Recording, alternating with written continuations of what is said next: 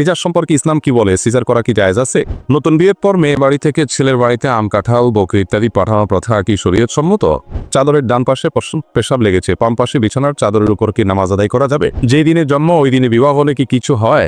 জমজমের পানি দাঁড়িয়ে পান করা যাবে কিনা? খাত্তার অনুষ্ঠান করা কি জায়েজ আছে? প্রশ্ন হলো, যে দিনে জন্ম ওই দিনে বিবাহ হলে কি কিছু হয়? যে দিনের জন্ম একই দিনে যদি বিবাহ হয় কিছু হয় কি হবে? একটা ভালো ঘটনা ঘটবে। জন্ম হয়েছে, এটা একটা ভালো ঘটনা। আবার একই দিনে আরেকটি ঘটনার জন্ম হয়েছে, সেটা আরেকটা ভালো ঘটনা। অতএব ভালো ঘটনার আপনার যত বেশি জন্মাবে, যত বেশি ঘটবে, ততই ভালো জিনিস। অনেক রকমের কুসংস্কার আমাদের দেশে আছে, এর মধ্যে এটাও একটা, যে দিনে জন্ম হয় ওই দিনে বিয়ে করা যায় না। যে তারিখে জন্ম হয়েছে, যে বারে জন্ম হয়েছে, ওই বারে এটা করা যাবে না। কেন করা যাবে না? ওই দিনে তো বিয়ে পারলে আরো কয়েকটা করা গেলে সেটাও করা উচিত। কারণ হলো, এই দিন আমার জন্ম হয়েছে, এটা আনন্দের দিন। একই দিনে আরেকটা আনন্দ হলে আরো ভালো, আলহামদুলিল্লাহ। হ্যাঁ, এই দিনে বিয়ে করলে কোনো অসুবিধা নাই। এগুলোকে অসুবিধা মনে করাটা বরং কুসংস্কার এবং মূর্খতা। নতুন বিয়ের পর মেয়ে বাড়ি থেকে ছেলের বাড়িতে আম, কাঁঠাল, বকরি ইত্যাদি পাঠানোর প্রথা কি শরীয়ত সম্মত? দুইটা মৌসুম আমাদের সামনে চলে আসছে। এক হলো আম কাঁঠালের মৌসুম চলমান, আরেকটা হলো বকরি এসে যাচ্ছে। দুইটাই প্রশ্নে মাশাআল্লাহ উঠে আসছে। এই মৌসুমগুলোতে আমাদের সমাজে কিছু ছোট লোক চেনা যায়। এই ছোট লোকদের কাজ হলো আম কাঁঠালের মৌসুমে আম কাঁঠাল ভিক্ষা করে, আম কাঁঠালের ডাকাতি করে। আর কোরবানির সময় আসলে গরু আর ছাগল, গরুর ঠ্যাং, গরুর পল্লা, এগুলার ভিক্ষা করে। আমরা এর আগে বারবার ঘোষণা করেছি, যাদের ইফতারের অভাব আছে, ছেলে শ্বশুরবাড়ি থেকে বা ছেলে নিজের শ্বশুরবাড়ি থেকে বৌমাকে খোঁচায় তার বাবার বাড়ি থেকে ইফতারের দাবি মোড়ার পরিবর্তে যে কাজটি করতে পারেন সেটা হলো আমাদের আসন্না ফাউন্ডেশনে দরখাস্ত করতে পারেন। আমরা আপনাদেরকে ইফতার দেওয়ার ব্যবস্থা করবো ইনশাআল্লাহ। এটা আমরা এর আগে বারবার ঘোষণা দিয়েছি। এমনকি যদি আপনার আম কাঁঠাল খাওয়ার মতো টাকা না থাকে, এত গরিব মানুষ হন, তো ছেলের শ্বশুরবাড়ি থেকে আপনি আদায় করার এই ছোট লোকই না করে আত্মীয় স্বজনের কাছে ভিক্ষা মানুষ চায় নাকি? ভিক্ষা চায় মানুষ অপরিচিত মানুষের কাছে। আপনি ছেলের শ্বশুরবাড়ির কাছ থেকে এটা দাবি করলেন, মানে কি? বেয়ের বাড়িতে ভিক্ষা চাই রে, তো লজ্জার কথা। এই ভিক্ষাটা আপনি বৌমার কাছে না চাই, আপনি আমাদের কাছে চান। আমরা কাউকে জানাবো না, গোপনে আপনাকে দিয়ে দিই। বুঝতে পারছেন কথা? আপনার বকরি নাই, কোরবানি করানো হতো, আপনাকে গোশত খাওয়া দরকার, আপনি আমাদের কাছে দরখাস্ত করেন, আমরা গোশত পৌঁছে দেবো ইনশাআল্লাহ আপনার কাছে। কিন্তু ছোট লোকই করিয়েন না। যুবকদেরকে ব্যাপারে জাগতে হবে। কবর দিতে হবে এদেশে যৌতুক প্রথা। যৌতুক প্রথাকে কি দিতে হবে? কবর দিয়ে ফেলতে হয়, এটাকে অতীত করে ফেলতে হবে। এর চেয়ে ছোট লোকই আর কিচ্ছু নেই। একটা মানুষ আস্ত মেয়ে দিয়ে দিয়েছে, তারপর আবার আপনার আম কাঁঠাল দিতে হবে সাথে। কেন রে বাবা? আম কাঁঠাল তো আপনি দিবেন শ্বশুরবাড়িতে নিয়ে আনে, কারণ আপনাদের মেয়েটা দিয়ে দিচ্ছে না। হারে, এর দাম তো আমি পরিশোধ করতে পারবো না, অন্তত কিছু আম কাঁঠাল খানা। শ্বশুরবাড়িতে কিছু আম কাঁঠাল নিয়ে বলবেন যে কিছু আম কাঁঠাল অন্তত নেন, এই মেয়ের তো দাম আমি দিতে পারবো। মেয়ে দিয়ে দিচ্ছে, আবার সাথে আম কাঁঠালও দাবি করেন। এর চেয়ে বলো নোংরামো আর কি হতে পারে? খুব ছোট লোক, খুব ছোট লোক। এগুলো জায়েজ নাই, এগুলো গুনাহের কথা। মনে রাখবে, চাঁদাবাজি এবং স্পষ্টত অপরাধ। এরপর প্রশ্ন হলো, খাতনার অনুষ্ঠান করা কি জায়েজ আছে? খাতনার অনুষ্ঠান করা, বাচ্চাদের খাতনা হলে, মুসলমানি হলে অনুষ্ঠান করা রসম বা প্রথা আমাদের সমাজে প্রচলিত আছে। এ ব্যাপারে নবী করিম সাল্লাল্লাহু আলাইহি সাল্লাম থেকে কোনো নির্দেশনা সরাসরি নেই যে করতে হবে, এরকম কোনো নির্দেশনা নেই। তবে আল আদাবুল মুফরাদ ইমাম বুখারী রাহিমাহুল্লাহ দুটি বর্ণনা এনেছেন, তার একটি দাঈফ সূত্রে বর্ণিত হয়েছে। এই দুর্বল সূত্রে বর্ণিত বর্ণনা থেকে দেখা যায় সাহাবীদের কেউ তার সন্তানের এই খাতনার পর তিনি আনুষ্ঠানিকতা করেছেন, দাওয়াত দিয়ে খাইয়েছেন, খেয়েছেন, কিন্তু হাদিসটি বিশুদ্ধ না, দাঈফ। আরেকটি বর্ণনা পাওয়া যায় হাসান সূত্রে, এটাও আল আদাবুল মুফরাদে আসছে। সেখানে দেখা যায় আয়েশা রাদিয়াল্লাহু আনহা পরিবারের একটা বাচ্চা, তাকে মুসলমানি করা হয়েছে। তখন অন্য একজন বলেছেন, বা তিনি তাকে বলা হয়েছে যে এই বাচ্চাকে যে মুসলমানি করানো হলো, এটা অপারেশন হলো, কষ্ট হলো, এটাকে ভুলানোর জন্য কিছু আনুষ্ঠানিকতা করা যায় কিনা। আসলে তারা পারমিশন দিয়েছিলেন। তো সেটা অবশ্য এই আজকের এই মুসলমানের মতো না, বাকি কিছুটা আনন্দ বিনোদন অনুষ্ঠান, যাতে করে বাচ্চা একটু খুলে। তো এগুলো মৌলিকভাবে প্রায় সব ফুকায়ে কেরাম, মশহুর যত ফুকায়ে কেরাম আছেন, তাদের মন্তব্য হলো এগুলো মৌলিকভাবে জায়েজ আছে, বরং মুস্তাহাব, ভালো। খাতনাকে কেন্দ্র করে অনুষ্ঠান করলে সেটা ভালো। সুন্নাত পর্যায়ে কোরআন হাদিস কর্তৃক নির্দেশিত বা সুন্নাত করণীয় আকিকা যেরকম, এরকম না। কিন্তু কেউ করতে চাইলে করতে পারে, নিষিদ্ধ নয়। বিশেষ করে বাচ্চাকে ভোলানোর জন্য, তাকে আনন্দ দেওয়ার জন্য এটুকু হতে পারে। কিন্তু আমাদের দেশে মুসলমানের নামে যা হয় সেটা জায়েজ হওয়ার ভূমিকা নিয়ে। সেটা কি? সেটা হলো যে মুসলমানের অনুষ্ঠানের নামে চাঁদাবাজি বিয়ের অনুষ্ঠানে যেরকম হয় ওইরকমই হয়, হাকিকাতে হয়, মুসলমানিতে হয়। এবার দেখা যায় নানা নানি নাতির মুসলমানের দাওয়াত পাইছে, জামাইয়া মেয়ে দাওয়াত পাইছে। এর মানে কি? এর মানে হলো 10-20 হাজার টাকার একটা আংটি নিয়ে যাইতে হবে। এটা হলো এর মানে, ঠিক না ভাই? ঠিক। অন্য কোনো মানে আপনাদের জানা আছে? আমি তো এটাই মানে যায়। নাতির খাতনা, জামাই আর মেয়ে খাতনা উপলক্ষে খাবার দাবার অ্যারেঞ্জ করছে, বাচ্চার নানাকে আর নানিকে দাওয়াত দিছে। এর মানে কি? এর মানে হলো কয়েকটা গরু, নয় 2টা ছাগল, আর নাহলে 10-20 হাজার টাকা কিংবা একটা আংটি, এটা সেটা, এগুলো নিয়ে আপনারা আসিয়েন। তো এটা তো ডাকাতি।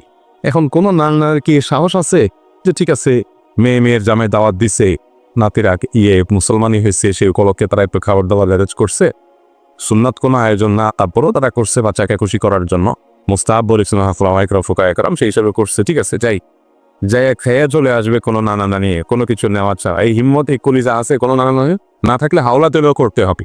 তাহলে বোঝা যাচ্ছে যে এখানে সুপ্ত এবং লুকায়িত চাঁদাবাজি মাহাজুফ আছে, ঠিক না বেটি? তো এটা জায়েজ নাই। এগুলোতে মানুষের দোয়ার জায়গা আরো কি হয়?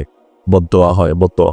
তো এই জন্য এগুলো যদি চাঁদাবাজি মুক্ত করতে পারেন তাহলে সেক্ষেত্রে এটা জায়েজ হতে পারে। এরপর প্রশ্ন, জমজমের পানি দাঁড়িয়ে পান করা যাবে কিনা? বহুল জিজ্ঞাসিত একটি প্রশ্ন, অনেক মানুষই প্রশ্ন উত্তর জানতে চা। জমজমের পানি দাঁড়িয়ে পান করবেন না বসে পানে কান করবে? দেখুন, এই ব্যাপারে সহিহ মুসলিম এবং বুখারীর হাদিস আছে, নবী করিম সাল্লাল্লাহু আলাইহি সাল্লাম থেকে আনাস রাদিয়াল্লাহু তাআলা বর্ণনা করেছে যে তিনি জাজার আনিশ শুরবি কাইমান, সাধারণ বিধান হলো দাঁড়িয়ে পানি পান করতে নবী সাল্লাল্লাহু আলাইহি সাল্লাম নিষেধ করেছেন। দাঁড়িয়ে পানি পান করতে কি করেছেন? নিষেধ করেছেন নবী করিম সাল্লাল্লাহু আলাইহি সাল্লাম। তিনি সাধারণত সচরাচর দাঁড়িয়ে পানি পান করতেন না, তবে এক্সেপশন কখনো কখনো তিনি দাঁড়িয়ে পানি পান করেছেন। এটা বোঝানোর জন্য যে কেউ নিরুপায় হলে, অসুবিধা হলে, জরুরি কিছু হলে দাঁড়ায় পান করলে হারাম হবে না, বুঝতে পেরেছেন? বসে পান করতে হবে নরমাল অবস্থায়, বিশেষ কোনো পরিস্থিতিতে কারো ঠেকা পেলে দাঁড়ায় পান করলে সেটা জায়েজ আছে। শুধু এটা বোঝানোর জন্য তিনি মাঝে মধ্যে দাঁড়ায় পান করেছেন। এরই অংশ হিসাবে এটাও প্রমাণিত যে জমজমের পানি তিনি দাঁড়িয়ে পান করেছেন। তো জমজমের পানি তিনি দাঁড়িয়ে পান করেছেন, এর মানে এই নয় যে দাঁড়িয়েই পান করতে হবে। তিনি তো অন্য পানিও দাঁড়িয়ে পান করেছেন, এর মানে কি অন্য পানি সাধারণ অবস্থা দাঁড়িয়ে পান করতে হয়? তো এটা যদি না হয় তাহলে জমজমের পানিও সাধারণত দাঁড়িয়ে পান করতে হবে এমনটি কিন্তু নয়। আমাদের দেশে অনেকে জমজমের পানি দিলে ওইটা নিয়ে উনি দাঁড়ায় যায়, বসা থেকে দাঁড়ায় যায়। কারণ জমজম পান করতে হলে কি করতে হয়? উনি মনে করেন দাঁড়ায় পান করতে হয় না। এরকম কোনো হাদিস নাই যে নবী করিম সাল্লাল্লাহু আলাইহি ওয়াসাল্লাম বসা থেকে দাঁড়ায় গেছেন জমজমের পানি পান করার জন্য, বা সাহাবীদের থেকে এরকম কোনো হাদিস আমার জানা নাই যে বসা থেকে দাঁড়াইছেন পান করার জন্য, দাঁড়ানো অবস্থা পানি পাইছেন পান করছেন, এরকম পাওয়া গেছে। সেটা হয়েছে বললাম নবী করিম সাল্লাল্লাহু আলাইহি ওয়াসাল্লাম অনেক বিষয় নিষেধ করার পর সেটা করতেন জায়েজ প্রমাণ করার জন্য। কথা কি বুঝাতে পারছি? এই জন্য জমজমের পানি অন্য 10টা পানির মতো সাধারণভাবে বসেই পান করবেন, দান অবস্থায় কখনো পান করার প্রয়োজন হলে জায়েজ। এটা হলো ফুকাহায়ে কেরামের অনেকের মত এবং এটা অধিকতর যুক্তিযুক্ত বলে আমার কাছে মনে হয়েছে। হাদিসগুলো সবগুলোকে গাটাগাটি পর ফুকাহায়ে কেরামের সবগুলো মতামত একসাথ করার পর মনে হচ্ছে এটাই সত্যিশায়। তবে অনেক ফকিহগণ, অনেক উলামায়ে কেরাম দাঁড়িয়ে জমজমের পানি দাঁড়িয়ে পান করাকে মুস্তাহাব, উত্তম বলেছেন। ওই যে নবী সাল্লাল্লাহু আলাইহি ওয়াসাল্লাম একবার করেছেন, সেটাও তার থেকে করেছেন কোনো প্রমাণিত আছে ওই হাদিসটার কারণে তারা জমজমের পানি দাঁড়ায় পান করাটাকে মুস্তাহাব বলেছেন ফুকাহায়ে কেরাম। অতএব কেউ ওই ফুকাহায়ে কেরামের মতের উপর আমল করলে তার সে আমলকে গুনাহ হয়েছে, বেদাত হয়েছে, এনকার করা যাবে না। বাকি সাধারণ পানির মতো এই পানিটাও সাধারণভাবে পান করাটাই অধিকতর যুক্তিযুক্ত বলে আমার কাছে মনে হয়েছে। জি, এরপরে প্রশ্ন হলো, চাদরের ডান পাশে পেশাব লেগেছে, বাম পাশে বিছানার চাদরের উপর কি নামাজ আদায় করা যাবে? চাদরের যদি এক পাশে পেশাব লাগে বাচ্চা, অন্য পাশে আপনি নামাজ পড়তে পারেন, কোনো অসুবিধা নেই। বিশেষ করে রুকু সিজদা উঠা বসা যখন যাবেন, যদি এখানে রুকু সিজদা করার কারণে ওইটা না লাগে, মানে এত ছোট কাপড় যে একটা অংশে সিজদা করলে ওইটাতে টান খায় লাগে, শরীরের সাথে লাগার সম্ভাবনা তৈরি হয়, এরকম যদি না হয়, অনেক বড় চাদর, এক কোনা পেশাব আছে, অন্য কোনা আপনি দাঁড়ায় নামাজ পড়ছেন, এটা জায়েজ আছে। আমার বাবা মারা গেছেন টয়লেটের ভেতর, কিন্তু আমি রোজায় স্বপ্ন দেখেছি তিনি একটি সুন্দর বিছানায় শুয়ে আছেন এবং কালিমা পাঠ হতে মারা যাচ্ছেন। এর ব্যাখ্যা কি হতে পারে? কোনো মানুষ, কোনো মুসলমান যদি টয়লেটে মৃত্যুবরণ করে, এর মানে এই না যে লোকটা জাহান্নামী। এত সহজ সমীকরণ করার সুযোগ নাই। মৃত্যুটা কোথায় হয়েছে এটা বড় বিষয়। মৃত্যু অবস্থায় তিনি ইমানদার কিনা সেটা হলো বড় বিষয়। একজন ইমানদার, তার মৃত্যু যদি টয়লেটেও হয়, তিনি আল্লাহর কাছে নাজাত পেতে পারে। আরেকজনও বেঈমান, আল্লাহর প্রতি অবিশ্বাসী, তার মৃত্যু খুব আলিশান রুমের মৃত্যু হয়েছে, তারপরও সে জাহান্নাম। অতএব আপনার বাবা টয়লেটে মৃত্যুবরণ করেছেন দেখে আপনি তাকে স্বপ্নে ভালো অবস্থায় আছে এটা দেখতে পারবেন না এমন কিছু নয়। সুধারণা করতে পারেন যে আপনার বাবা আল্লাহ তাকে ভালো রেখেছে। তারপরও আমরা বাবা মাকে মৃত্যুর পর তাদের তরফ থেকে দান, সাদাকা ইত্যাদি করবো, অব্যাহত রাখবো, যাতে করে আজর এবং সব তাদের আমল লাগা যায়। এরপরে এরপরে প্রশ্নটি আমি উচ্চারণ করছি না, কিন্তু প্রশ্নটির খোলাসা হলো যে কোনো স্বামী যদি স্ত্রীকে এমন কোনো কাজ করতে জোরাজুরি করে যেটি আল্লাহ তাআলা অনুমোদন নাই, হারাম, সেটা সহবাসের সময় বা অন্য সময় বা, তো স্বামীর সেই নির্দেশ মানা যাবে না। লা তাআতা লি মাখলুকিন ফি মাসিয়াতিল খালিক। আল্লাহ নির্দেশ লঙ্ঘন হয় এরকম কোনো কাজ পৃথিবীতে কারোর নির্দেশ মানতে গিয়ে করা যাবে না, সেটা স্বামীরও না বা পান্তা। বুঝতে পারছি? এক্ষেত্রে স্ত্রী তার সাধ্য অনুযায়ী প্রতিরোধ গড়ে তুলবেন, বাধা দিবেন কৌশলে, বিভিন্নভাবে, কিন্তু কোন অবস্থাতেই হারামের কাছে মাথা নত করবে না। একান্ত তিনি যদি জুলুমের শিকার হন, জবরদস্তের শিকার হন, তাহলে আল্লাহর কাছে তিনি মাপ পাবেন, যেহেতু তার ইচ্ছা ছিল না এবং তিনি জুলুমের শিকার। যে কোনো বীমা বা সমিতি থেকে কিস্তি নিয়ে জমি কেনা বা ঘর তৈরি করার কাজ করা বা অন্য কোনো কাজে লাগানো যাবে কিনা? কিস্তি নিয়ে, অর্থাৎ সুদের ভিত্তিতে কিস্তি নিয়ে যদি আপনি ঘর তৈরি করেন, সমালোচনা করেন, সুস্পষ্ট হারাম।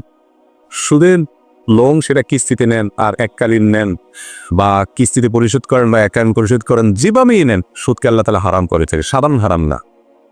পৃথিবীতে যত বিষয়কে আল্লাহ তাআলা আমাদের জন্য হারাম করেছেন ভক্ষণ করা, রিজিকের ক্ষেত্রে যত হারাম আছে, এর মধ্যে সবচেয়ে ডেঞ্জারাস হারামটি, সবচেয়ে ভয়াবহ হারামটি হলো সুদ। সুদের চেয়ে ভয়াবহ আর কোনো হারাম দ্বিতীয়টা। কয়েক কেজি শুকরের গোশত রান্না করে খেলে যে গুনাহ হবে, সুদের কারবার করলে তার চাইতে বেশি গুনাহ হয়। এত জঘন্য সুদের বিষয়। এজন্য ইমানদার দুনিয়ার সামান্য ঘর তৈরি করা, ব্যবসা প্রতিষ্ঠান তৈরি করা, এই সমস্ত লোভে সুদের কারবার করতে পারে না। এরপরে প্রশ্ন হলো, কোরবানির একটি ভাগে দুই ভাই একসাথে টাকা দিয়ে দুটি অংশ করে নেয়, 7 ভাগের 1 ভাগ তারা নেন। প্রশ্ন হচ্ছে, ভাগ একটি, অংশীদার 2 জন, এমন হলে কোরবানি হচ্ছে কি? না, এরকম হলে কোরবানি হওয়ার কোনো সুযোগ নাই। প্রবাসীরা অনেকে এরকম করে যে, ধরেন কয়েকজন একটা রুমে আছে ব্যাচেলর, তো কোরবানিদের দিন একটু তারা কোরবানি করবে, গোশত খাবে। এটা ছাগলের দাম ধরেন 500 রিয়াল, তারা 5 জন থাকে, তো 5 জন মিলে 100 রিয়াল শেয়ার করে দিয়ে একটা ছাগল কিনে না কোরবানি করে। কারোরই কোরবানি হবে না, গোশত খাওয়াটা হবে। গোশত খাওয়াটা হবে, আল্লাহর নামে জবে করলে হালাল হবে গোশত খাওয়া, কিন্তু এটা কি হবে না, কারণ কোরবানির একটা ভাগ, ওইটাকে আবার ভাগ করার সুযোগ একটা ভাগ একজনই দিতে হবে। হ্যাঁ, এটার একটা পদ্ধতি এমন হতে পারে যে কয়েকজন মিলে একজনকে টাকা দিল, যে ভাই আমরা 5 জন মিলে 100 রিয়াল করে তোমাকে আমরা দিলাম, তুমি একটা ছাগল কিনে কোরবানি করিও। কোরবানি করার পরে সেই বাদ দয়া করে আপনাদেরকে গোশত খাইতে দিয়েছে, আপনারা খাইলে, সেটা জায়েজ। সিস্টেমটা বুঝতে পারছে? কিন্তু ভাগ সমান সমান, টাকা সমান সমান, একটা অংশরে কয়েকজন বা 2 জন বা 3 জন ভাগ করে নিলেন, এতে কারো কোরবানি হবে না। একটা গরুর 7 ভাগ 7 জনের হইতে হবে, 8 জনের হইলে হবে না। একটা ভাগ 2 জনেরটা হইতে পারে না। আমি একটি সরকারি প্রতিষ্ঠানে চাকরি করি। চাকরির সুবাদে বিভিন্ন মালামাল ক্রয় বা মেরামত ক্ষেত্রে বিভিন্ন টেন্ডারের কাগজে স্বাক্ষর করতে হয়, যা না করলে চাকরি বোর্ডিং হবে বা করা যাবে না। টেন্ডারের কাগজে স্বাক্ষর করার কারণে মালামাল বিক্রয়কারী প্রতিষ্ঠান বা মেরামতকারী প্রতিষ্ঠান কর্তৃক কিছু টাকা আমাকে দিতে চায়, যা আমি গ্রহণ করি না।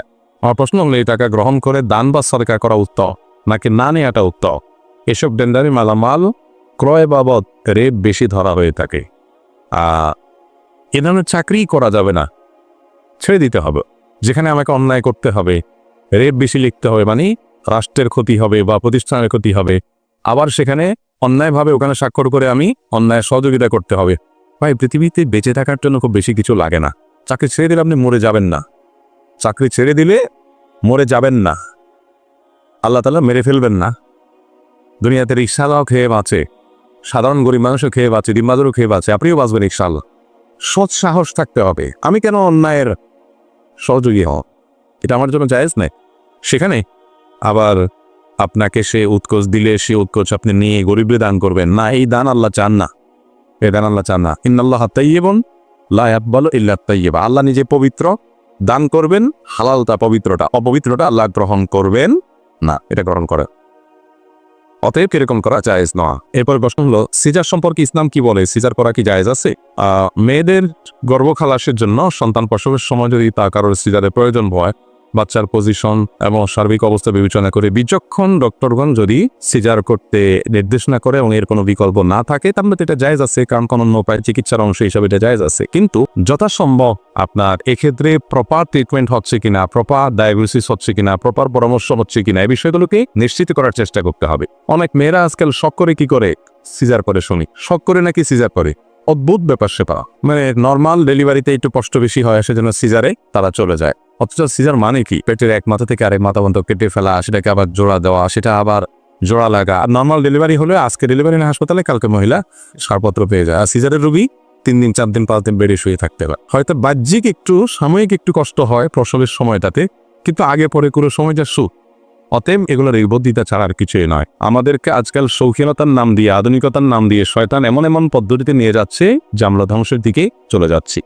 সিজারের সবচেয়ে বড় ক্ষতির একটা তো হলো যে বাচ্চা যদি সিজারে হয় তাহলে সেক্ষেত্রে খুব বেশি বাচ্চা নেওয়ার সম্ভাবনা থাকে না নাকি। তো সেটা যদি হয়, এটা তো বিরাট একটা লস। আপনি বিয়ে করেছেন, আল্লাহ তাআলা আপনাদের ঘরের সংসারে যদি 2, 4, 5টা, 7টা, 10টা, 12টা বাচ্চা দেয়, বিরাট বড় সম্পদ। এই বাচ্চার টাকা দিয়ে কেনা লাগলে কি করতে? সেখানে একটা পরে আন না, 2টা পরে আন না। এগুলা যারা বোঝায় আমাদেরকে ভুল বোঝায়। এগুলোর পরিণতি কি হয় চায়নারা জানতেছে, এগুলোর পরিণতি কি হয় উন্নত বিশ্বের লোকেরা জানতেছে। জন্মের হার যখন থেমে যায়, একটা সভ্যতা বিলুপ্তির দিকে চলে যায়। এটা নতুন করে গ্রো করা যায় না, কঠিন হয়। মানুষের জন্ম পৃথিবীর জন্য কখনো অকল্যাণের না। মানুষ কখনো জনসংখ্যা কখনো সমস্যা নয়, এটাকে জনসম্পদে রূপান্তরের চেষ্টা করতে হবে। আপনারা প্রায় একটা স্লোগান শুনেন না, ওই যে ছোট পরিবার সুখী পরিবার, শুনেন না? ছোট পরিবার মানে 1-2 বাচ্চা থাকে, আপনি সুখে থাকবে। আমি তো উল্টাটা দেখি, যত ঘরে ঘরে অশান্তি দেখেন, ওই এক ছেলে এক মেয়ে ওখানেই। কারণ ওই একটা অমানুষ হলে পুরো জীবনটাই শেষ। আর যাদের 8টা-10টা বাচ্চা আছে, এদের যদি 2, 4, 5টা অমানুষ হয় তাতে কিছু আসে যায় না। একটা মানুষ হইলে যথেষ্ট, ঠিক না? ঠিক।